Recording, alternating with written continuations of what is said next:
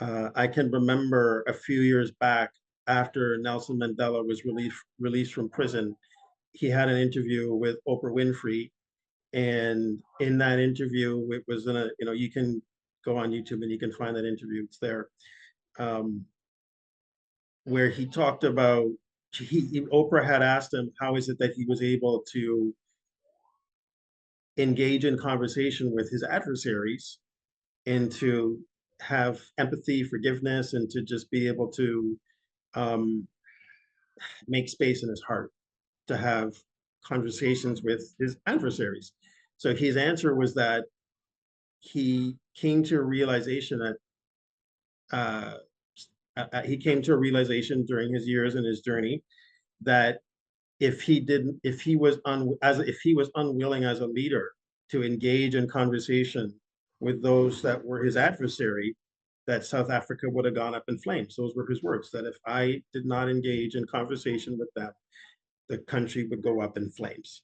So, meaning to say that there needs to be conversations, right? And I have had instances in my life where I have had conversations with Ku Klux Klan members. So, of someone who's a First Nations background, African Caribbean background, you know, one would think that I would be the last one wanting to sit down and have a conversation with a Ku Klux Klan member. As a kid, I was terrified of them.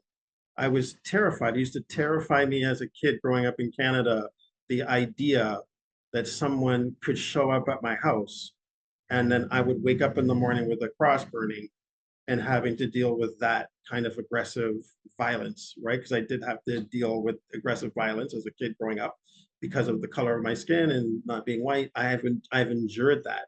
So I know what that feels like, right? But as I grew older and um, came to a conclusion that, or not came to a conclusion, but I made a decision that, you know what, if I am going to live on this earth with other people who don't think like I do, I would want to have a conversation with those people to understand, why do you think that way, right?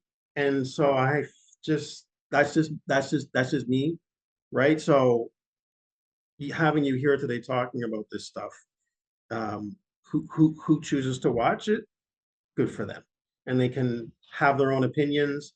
They can engage in their conversation with you if they choose to do so. They can follow your channel or not. They can talk to you or not, right? But at the end of the day, we have got to be, as human beings, we got to be willing to have conversations with each other.